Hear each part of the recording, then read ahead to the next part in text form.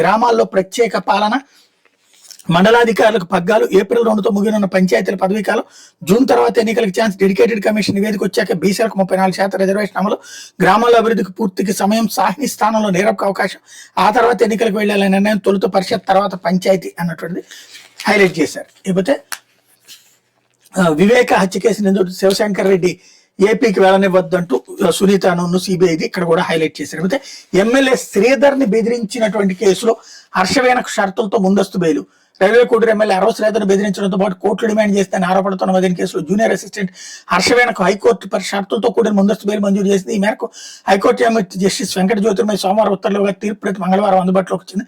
వారం రోజుల్లో సంబంధించి మ్యాజిస్ట్రేట్ ముందు హాజరై 20,000తో 2 పూచికత్తులు సమర్పించాలి. ఛార్జ్షీట్ దాఖలు చేసే వరకు ప్రతి శనివారం సంబంధిత పోలీస్ స్టేషన్ ఎస్హెచ్ఓ ముందు హాజరు కావాలి. పాస్పోర్ట్ను కోర్టులో అప్పగించాలి.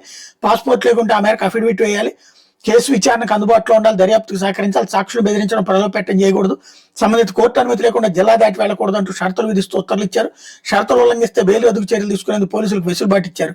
ఎమ్మెల్యే అరవ శ్రీధర్ తల్లి ప్రమేల నా కుమారుడు అతని కుటుంబ సభ్యులతో పరిచయం పెంచుకున్న హర్షవేణ 25 కోట్లు డిమాండ్ చేసింది. ఇవ్వకుంటే ఎమ్మెల్యేతో అక్రమ సంబంధం ఉందంటూ సోషల్ మీడియాలో ప్రచారం చేస్తారని బెదిరిస్తుందంటూ ఫిర్యాదు చేశారు. దాని ఆధారంగా పోలీసులు నమోదు చేసిన కేసులో తమకు ముందస్తు బెయిల్ మంజూరు చేయాలని కోరుతూ హర్షవేణ హైకోర్టులో పిటిషన్ వేశారు.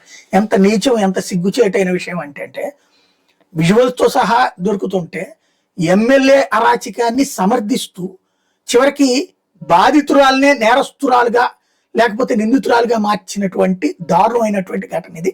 ఇది ఎవరికి సిగ్గో వాళ్ళని వాళ్ళు ఆలోచించుకుని ఆత్మవిమర్శ చేసుకోవాల్సిన ఇది దినపత్రికలో వచ్చిన వార్త.